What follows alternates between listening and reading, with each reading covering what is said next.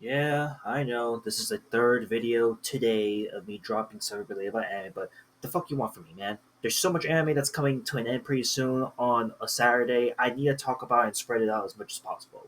But with that out of the way, I want you to talk about Kaiju number 8, Season 2. Yeah, I understand that as of me recording this video, there's one more episode left and it's going to drop next week.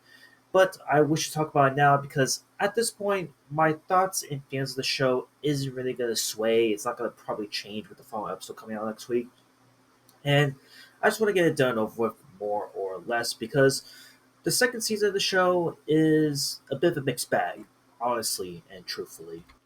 And believe me when I say that this is a mixed bag of a season two, because again, as y'all know, Kaiju number 8 was the breakout anime of last year of 2024 by the same studio from Production IG.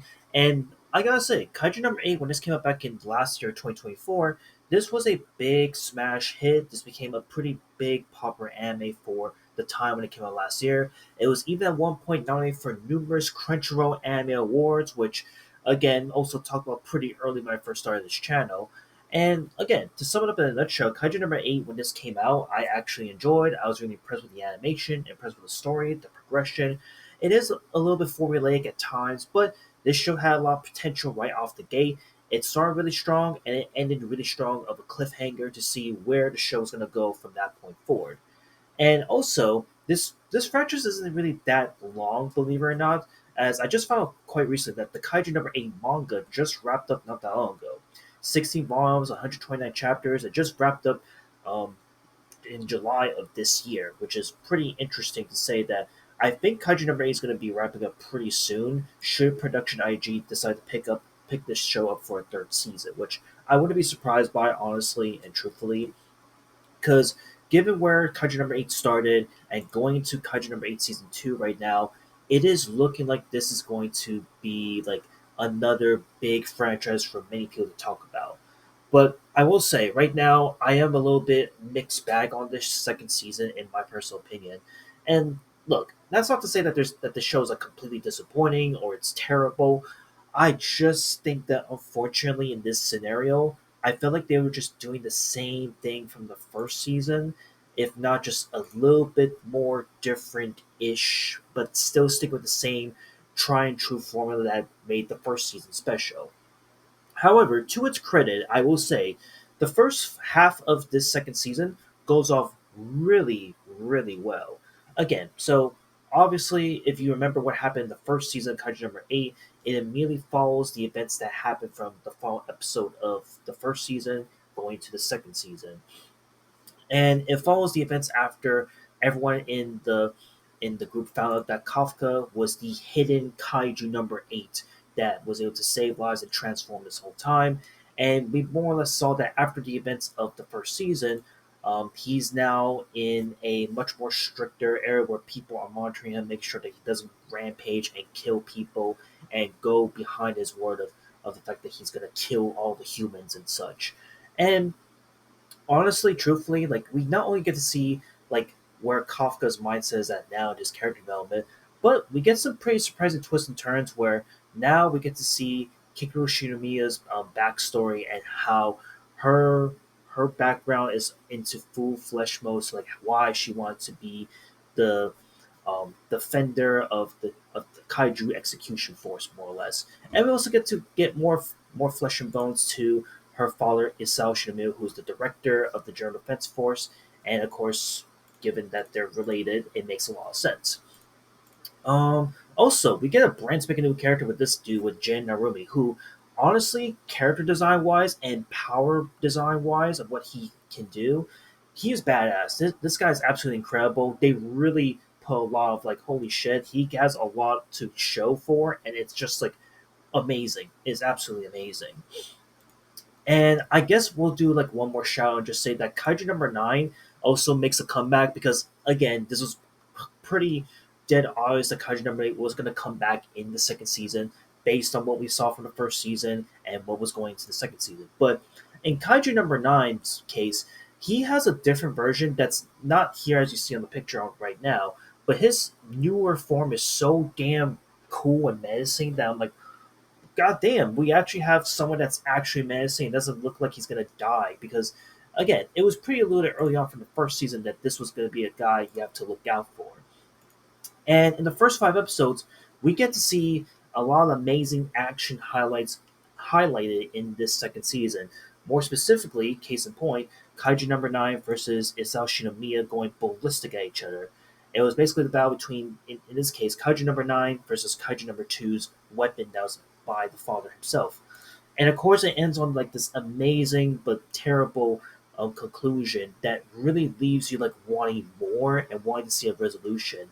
And I just love how the fight scenes in this show really plays off, and like how every certain action, every certain angle, it makes you wonder like, man, what could they done to like really stop this from happening and progress into what it currently is now?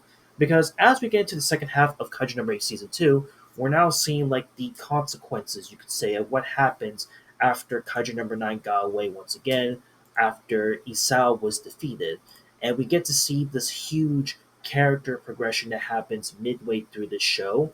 And it showcases that, okay, we're now seeing a lot of our characters getting inspired from this to get stronger, get better, etc. We even get to see some of our main characters from the first season come back, like Reno and Iharu, who really showcases the most character development in this show, despite the fact that, respectfully, both of them only have 2 episodes of a cameo, and that's about it. But this is where I run into a bit of a problem. And the problem is this little bit of a transition from what we saw from the first few episodes going to the second half of the second season. And that is, I felt the transitions from that point to this next part of Kaiju number 8 was a bit rough in my opinion, which again might be for the fact that again Kaiju number 8's manga is really short, so it makes a lot of sense. Also, I do feel like it, for the sake of what I remembered, Kaiju number 8 season 2 also has, again, playing with that same issue that it's just sticking to the same formula, copy and paste that we saw from Kaiju number 8's first season, where it gives off like really emotional speeches, really emotional, like inspirational moments of like, yeah, I'm gonna do better, make sure that I can be the best person I was so that I can make sure that I impress everybody, you know? And again, we see this every time whenever Kafka's on screen, every time Shinomiya's on screen, and more or less every character that you see throughout the second season. And I get that's supposed to give like emotional character depth at the end of the day when it comes to these type of moments, but I just felt like it was really boring for the most part. Like I get that it's supposed to like be really emotional, really impactful, but it felt like the second season was trying to force it down my throat to be like, these characters are going through an emotional character development moment. You gotta feel for them. You gotta praise them. You gotta and it's like I can't do that. Like it's not really convincing me. And the issue with the second season is also that because there's only 11 episodes in the second season, I honestly just wish that in that moment, then why not expand it a little bit more, like maybe 2, 3 more episodes more? Because for me personally, I just think that this is way too short of a second season follow up.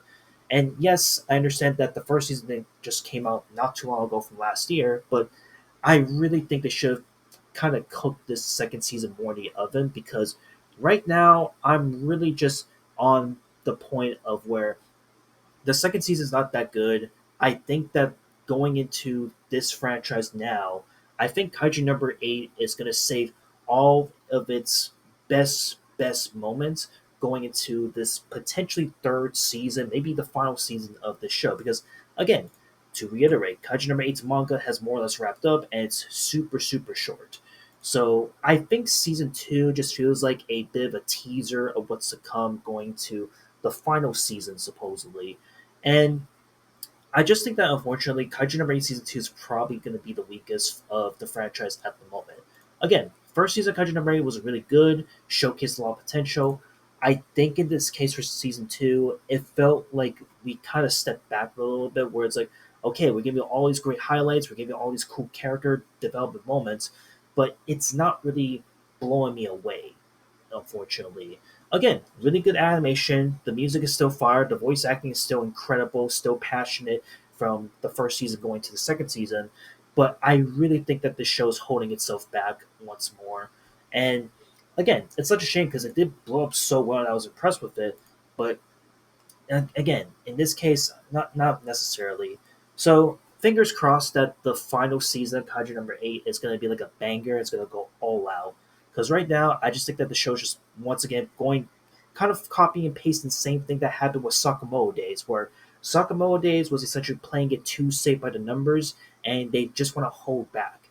And I'm hoping that they don't repeat this going into this final season because I know the show could be way better than what it is currently. So, with that being said, though, it's not a terrible show, but this show is really being held back by some hidden potential. And I'm just honestly gonna feel like a light 7 on this thing. It's good, still enjoyable, um, and overall, I mean, I just want more or less talk about Kaiju number 8 season 2 because again, there's a ton of animes that are gonna be ending next week for Saturday, and I gotta split it up as best as I can. So yeah, just want to talk about this a little bit. That's it. See you on the next one. Later.